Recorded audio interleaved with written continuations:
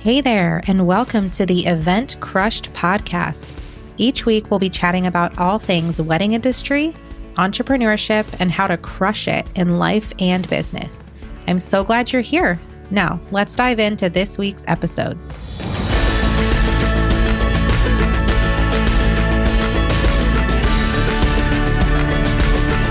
Hey there, friend. Welcome back to the Event Crushed podcast.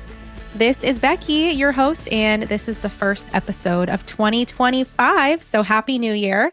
I still cannot believe that we are in a new year, but it is very exciting. I don't know about you, but I am ready. I'm ready for a new year. I was a little hesitant at first just because December went so quickly, and it took me a minute to catch up to the fact that it's here. It's happening. So happy 2025. I hope that you are feeling great as we head into a new year. And, 2024 in a lot of ways was a great year, but personally for me, for my family, on the business end of things, it was a challenging year. I didn't hit all of my goals in 2024. And if you're in a similar situation, or if you're just seeing everybody's year in review posts and are feeling, wow, did everybody in 2024 have the best year ever? And I'm the only one who didn't have this incredible year. I just want you to know that you're not alone.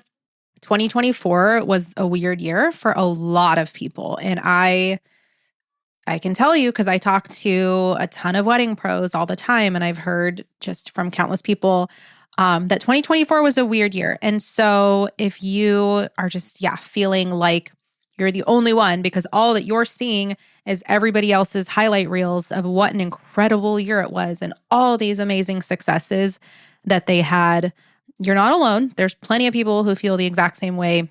And if 2024 wasn't your best year ever, hey, maybe 2025 will be. Maybe 2026 will be. I mean, we don't know what is coming down the pipeline for us. And I just love the blank slate of a new year. I love the hope that it brings. I love the excitement that it brings. And so I just wanted to provide you some encouragement if you are coming off of a harder year or a year that didn't really go as planned.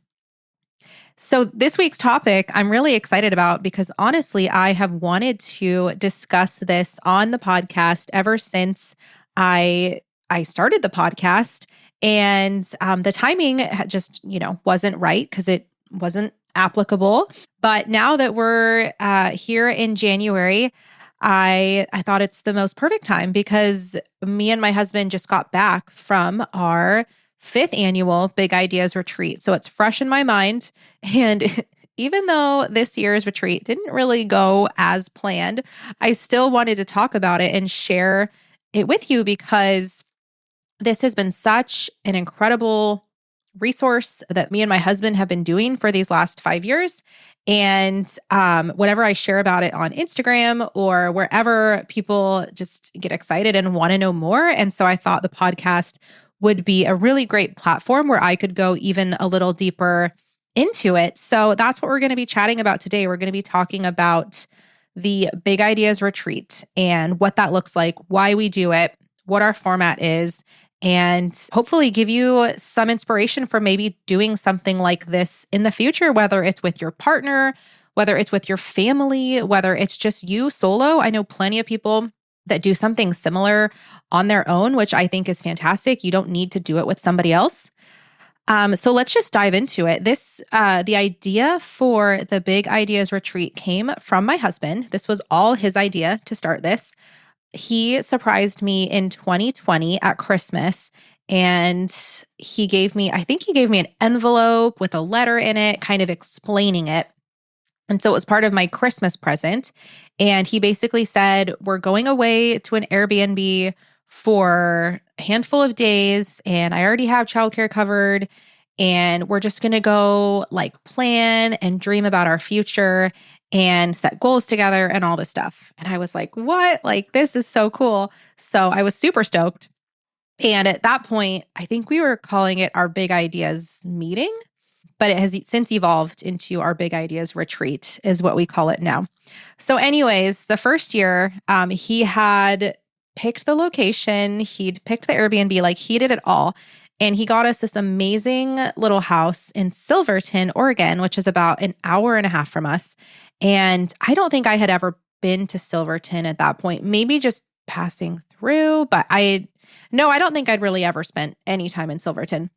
And so for that first year, we show up, we get to our house, and I realized like Silverton is a super cute town. First of all, I love it. And that is why every year since, with one exception, we have gone back to Silverton for the retreat. So it's fun that we've found a place that's like nostalgic to us, that we really enjoy. It's a small town, but they have like great dining options.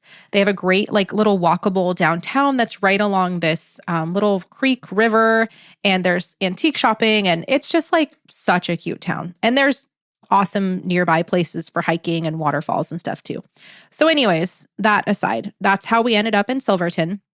And something that my husband found that is one of the main things that I want to share with you today, because it is just such a cool free resource.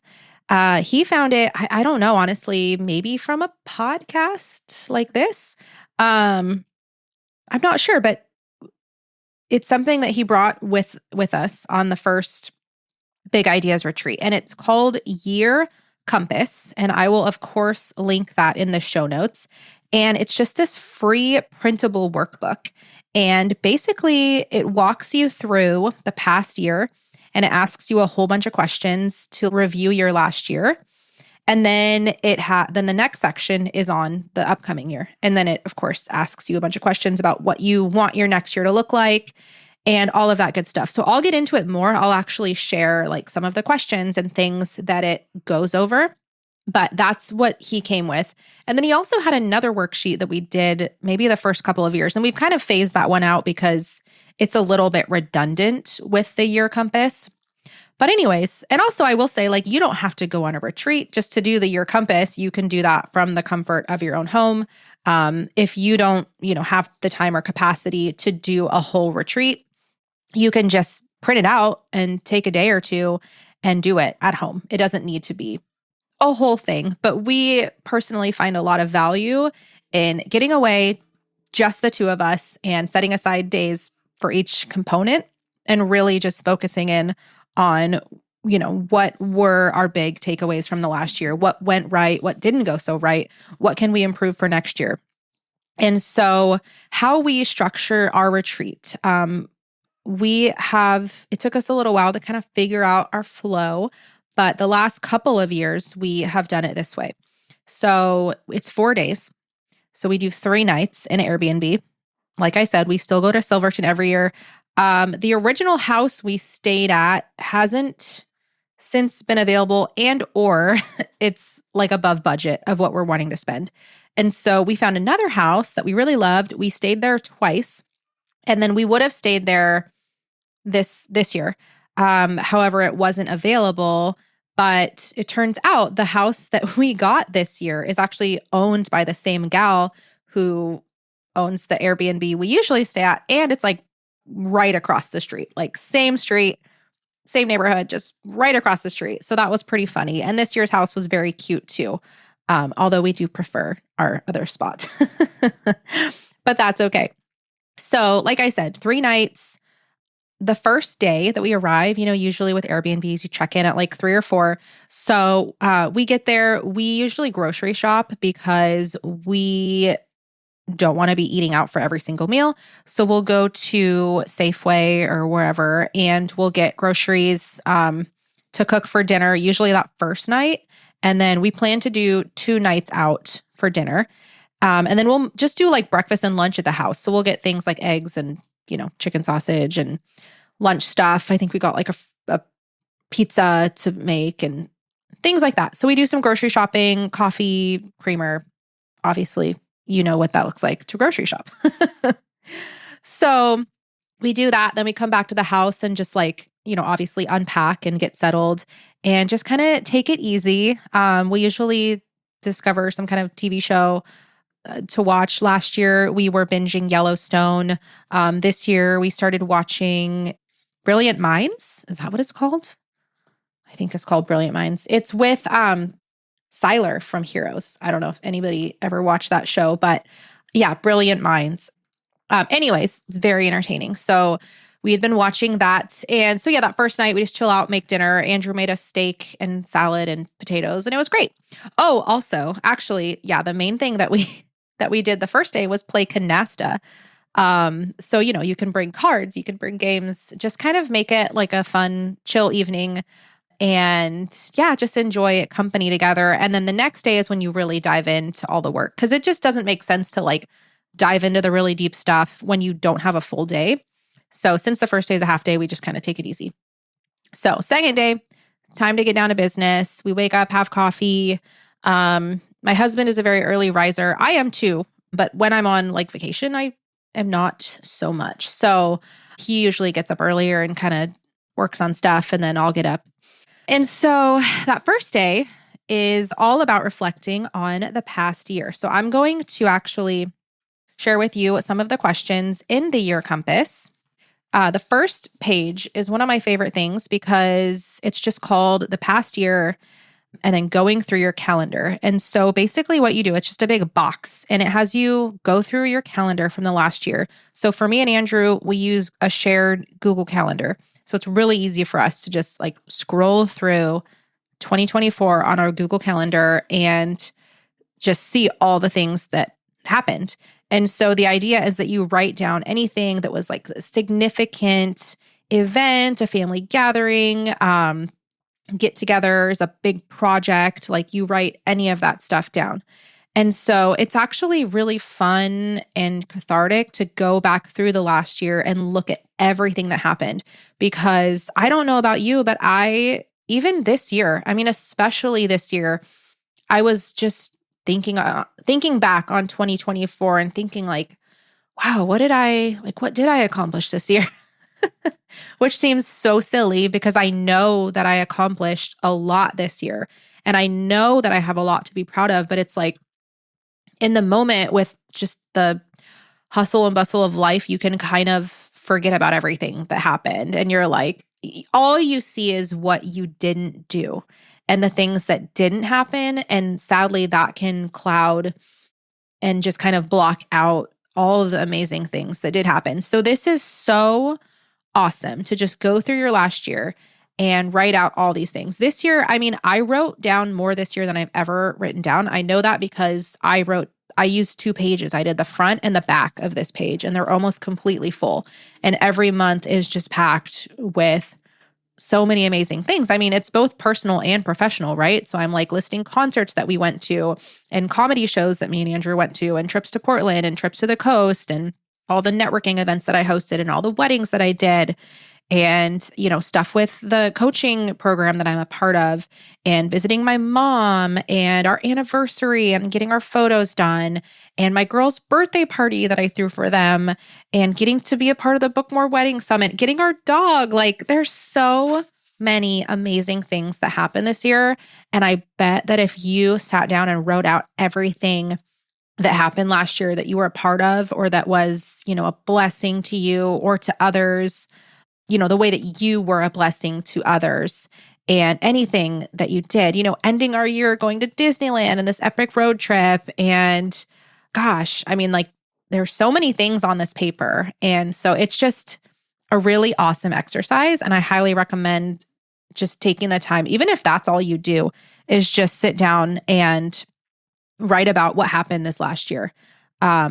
It is, I just can't recommend it enough. So that's the first thing that you do. So basically, me and Andrew are sitting in the living room. I'm on the couch. He's on like a lounge chair thing. We put on some background music. We have our coffee or drinks or whatever. And we just are just sitting there going through our calendars. And then, so we're doing this stuff individually. And then after we're done with all of the writing portion, then we come back together. We kind of take a break. We'll have lunch. And then we'll go over everything. And we literally read out loud what we wrote on our papers. So after the year review section, there's a section called This is what my last year was about. And then there's boxes for all the different areas of life. There's personal life / family. There's career / studies. There's friends / community. There's relaxation, hobbies, creativity, physical health and fitness, mental health and self-knowledge, habits that define you. And then there's also a box called A Better Tomorrow. And it's basically like, what did you do this year to leave the world in a better shape than you found it? Which is a really big question. And I always find that pretty intimidating because I'm like, did I do anything? So yeah, that's what that page looks like. And so we're just, writing out things in each box that we felt like were, significant events for each area. And then the next page is 6 sentences about my past year. And I won't read them all, but it's like the wisest decision I made this year. And then you fill it out. The biggest lesson I learned this year. The biggest risk I took this year. So that's a few of them. The next question or the next page is 6 questions about my past year. What are you most proud of? Who are the 3 people who influenced you the most? Who are the 3 people you influenced the most? And it also asks things like, what were you not able to accomplish? What is the best thing you have discovered about yourself? And what are you most grateful for? So these are such good questions. I just have to say, it is really powerful to sit down and think through all of these things. And the next page is called The Best Moments. And it's just a place where you describe the greatest and most memorable, joyful moments from the last year. And so, yeah, this is fun too, because it's kind of taking from that first page, like the best top moments. And it's just really fun to look at that and see all these, joyful, wonderful things that happened that year. And then going on, there is a section, 3 of my biggest accomplishments, 3 of my biggest challenges. And there's also a page for forgiveness. So if you have anything that you still need to forgive somebody else or forgive yourself, it's just a place to write it down and get it on paper. And then there's also a page for letting go. Like it just says, is there anything else you need to say? Is there anything you must let go of before you can start your next year? And then the last page is the past year in 3 words. So you write 3 words to define your year. This one's kind of silly. It's kind of the one I never enjoy doing because I'm not like that creative of a person in this sense, but it says the book of my past year. And then you're supposed to write a title of a book or a movie about your past year, which I just always struggle with that. And then that's pretty much it for the previous year. So like I said, we sit and we fill out our paperwork and then we will take a break, maybe play canasta, have lunch, and then come back together and kind of just review everything that we talked about. And so we won't list on that first page with the calendar, we don't list every item, but kind of just the highlights and the big ones that stick out to us. And so, yeah, it's really helpful because a lot of times, we'll answer things differently and it sparks conversation. And it's just a really helpful and healthy, I think, way to reflect back on the past year and kind of get closure on the year. And so then that night we usually go out to dinner, like I said. So there's a place in Silverton that we love called the Noble Fox. I think we've gone there 3 or 4 times. So we went out to dinner there that night. And then the next day is when you focus on the upcoming year. So 2025 is what we were focusing on the next day. However, this year we had a little hiccup. I caught some kind of a stomach bug. So that night, at first I thought it was food poisoning, which I was really bummed out because I'm like, oh no, we love that restaurant. And, I got food poisoning, but I was up throwing up all night long. It was awful. Do not recommend. But apparently norovirus is going around. So I'm wondering if that's what I got. And I know it wasn't food poisoning because my husband ended up getting sick the next day. So our plans were a bit foiled because I was just sleeping and resting and just having a headache and feeling awful the next day. And then, so that night on the final day, Andrew, it's so weird. He woke up in the middle of the night at the same exact time that I had woken up in the middle of the night before, at 1 a.m. getting sick and all the things. So yeah, not how we had planned to spend our Big Ideas retreat, but thankfully it all worked out. The next day, we were both well enough to like drive home. So we got back home, were able to rest. My in-laws had my kids for the retreat, and they were able, actually, they asked if they could keep our kids for a couple more days for the new year because they were getting the cousins and they could all be together. And we were like, that's amazing because now we can rest and not have to worry about getting our kids sick and all of it. So anyways, they're finally coming home today, which I'm very excited about as I record this on January 1st. This will come out on Friday, which will be the 3rd. So anyways, not super pertinent for you to know. But if everything had gone to plan, what would have happened is we would have sat down and done our 2025 paperwork. And so what that looks like is, and I meant to say, we did this. So we did this yesterday. Since my in-laws still had the kids, we were able to sit down and fill out all of our 2025 worksheets and then review everything. So at this point, we have done it all. I feel amazing. And it's okay that it didn't happen while we were in Silverton. But the year ahead section, it starts with a Dare to Dream Big portion, which is just a big box. And it says, what does the year ahead of you look like? What will happen in an ideal case? Why will it be great? Write, draw, let go of your expectations, and dare to dream. And so we just listed out like everything that we want for 2025, what our dreams are, what we want the year to look like, all of that good stuff. And then the next page is, this is what my next year will be about. And it has the same boxes from the 2024 one. So the personal life / family, career / studies, all the same boxes. And we just fill out what we basically like goals for each area of our lives, which that's one reason I really like the year compass is because it breaks everything down into separate areas, which I think is really, really important. Then the next section is always kind of fun. It's called Magical Triplets for the Year Ahead. And there's just a bunch of things. One of them, for example, is these 3 things I want to achieve the most. I am ready to let go of these 3 things. And these 3 things I will dare to discover. So it's fun to think through all of that. The next page has more of those. Some examples are the 3 things I will pamper myself with regularly. 3 things I will make my surroundings cozy with, and I will connect with my loved ones in these 3 ways. So they're pretty specific questions. And again, it's just always fun to think through. The next page is 6 sentences about my next year. And these are great. This year, I will not procrastinate anymore on. This year, I will say yes when. This year, I advise myself to. So great questions like that. And then it ends with picking your word for the year, which I love picking a word for the year. It's always a little bit of a struggle for me, but I love having a word. And I love doing either like some kind of a vision board or just a way to have a reminder of my word throughout the year. Because I will say there have been times where I forgot my word like halfway through. I'm like, wait, what was my word that I picked?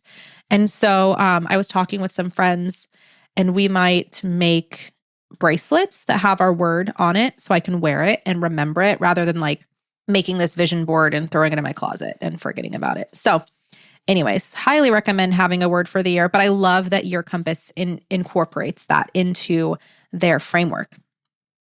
So that's pretty much it. At the end, you date and you sign it. And you're basically making a promise to yourself that you're going to do your best to, not just fill out all this stuff and then forget about it, but you are going to take it seriously. And yeah, it's one thing to do this. Like, it's great.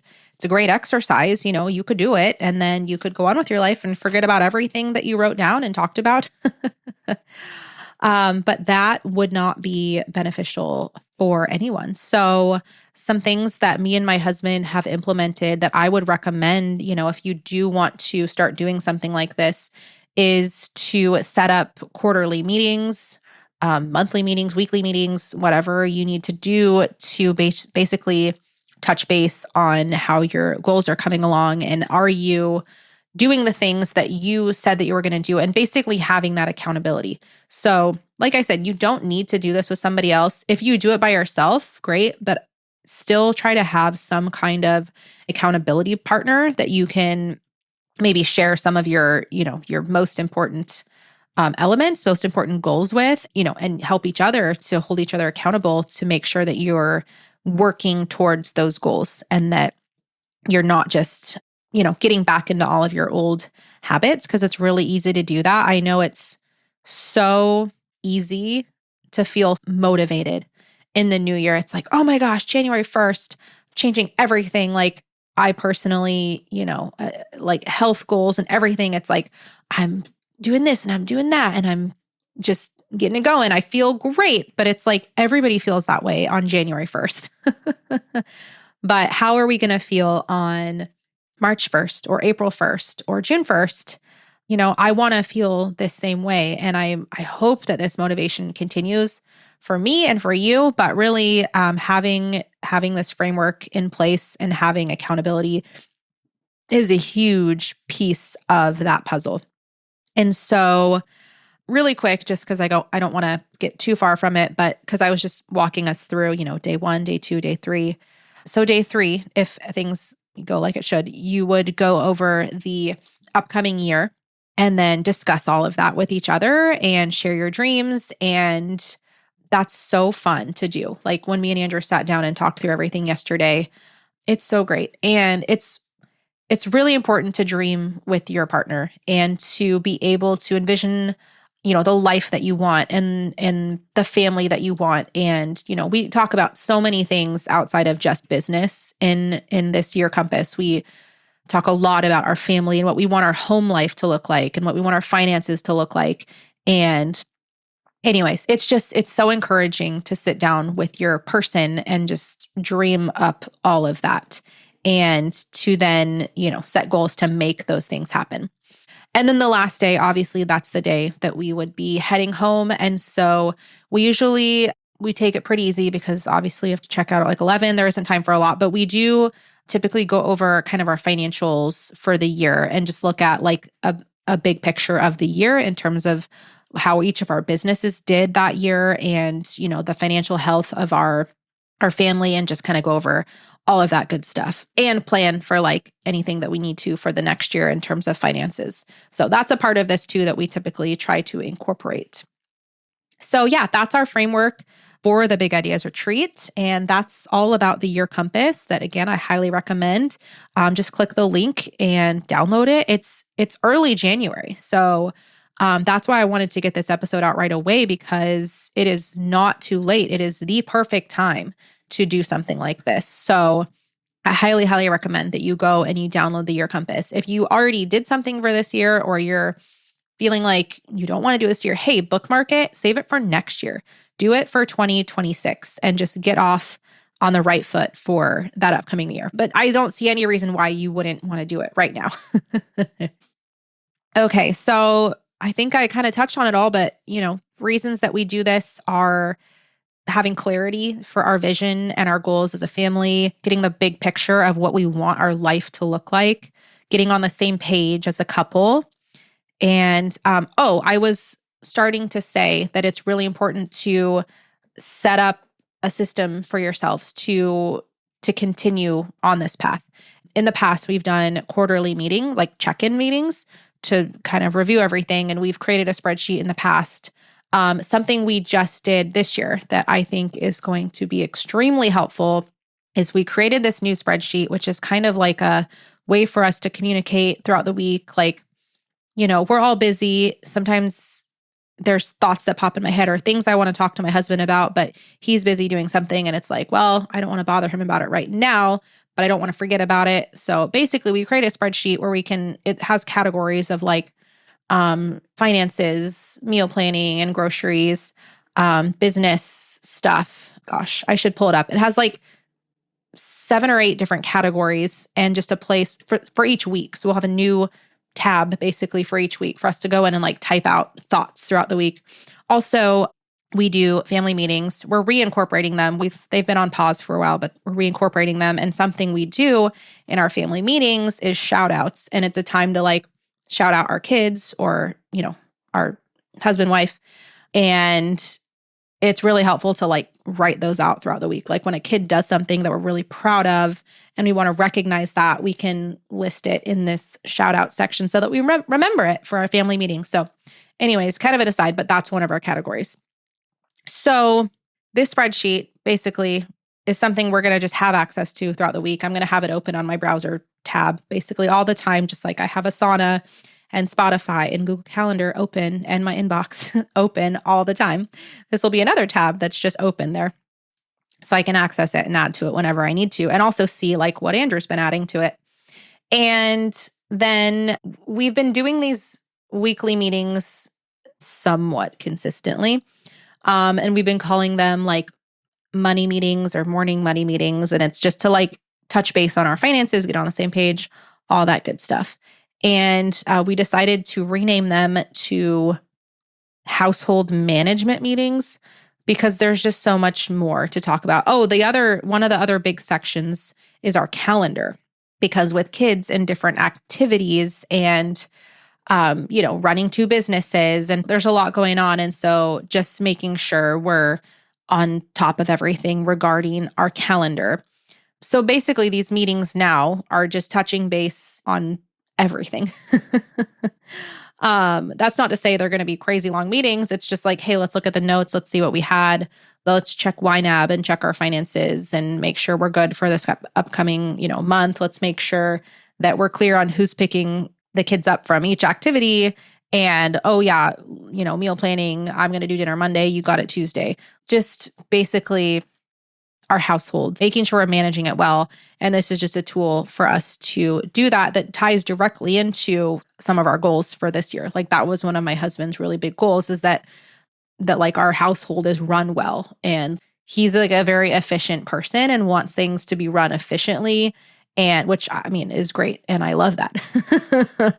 And because of him, our household will be run much more efficiently. And so anyways, all that to say, don't just do the year compass and then forget about it. Set yourself up, even if it's like monthly meetings with yourself, to like review everything and check in with yourself on how your goals are coming along and the progress that you've made and what you're doing is really important. So basically, that is the Big Ideas Retreat. And I just wanted to share with you because it has been such a blessing for our family and has brought us together as a couple and just like united us to have this clear vision for our family and what we want our lives to look like. Because the really beautiful thing about being an entrepreneur is that we get to decide what our lives look like. And we have power to take things away that aren't serving us and to add things that will be benefit to us.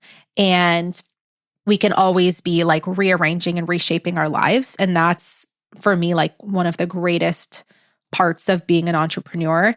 So anyways, I just wanted to share that with you today. And if you ever do a Big Ideas Retreat or just, fill out the year compass, like please share with me. I'd love to hear about your experience. And lastly, I wanted to share one other thing that I'm really excited about especially because this episode really incorporated me and Andrew. We have actually teamed up to create a resource for you that is basically like, I'm calling it the ultimate lead and sales tracker. And it's a Google Sheet template that you can purchase for a very affordable amount, I will add, and basically track all of your leads track your leads by quarter for 2025 and any years to come. See where all of your lead sources are coming from, track your conversion rate so that you know how many of your leads are turning into consults and then how many of your consults are turning into bookings. And you can see in the process where you're losing people. And it'll also track your sales for the year. So you'll know how much money you could have brought in if you were to book all those leads and how much money you actually brought in. And so many other data points will be outlined in this resource. And so We are just putting the finishing tweaks on it. It's pretty much ready, but hopefully by the time my next episode airs, it will be available. And so stay tuned for that. Again, it's just a downloadable template that you'll be able to fully customize and add, everything that you need to make it amazing and to make it work for your business. And the cool thing about it is that it is specifically for wedding pros. It was put together by a wedding planner and a expert bookkeeper. And, his knowledge of spreadsheets and my knowledge of the wedding industry combined, I think really create this awesome resource. And I have so many ideas. Like, this is just the start of our collaboration on this in terms of just some really great financial tools for wedding pros. So really excited to get it out there, and I hope you'll check it out. But with that, again, Happy New Year, and I hope you have a wonderful start to 2025.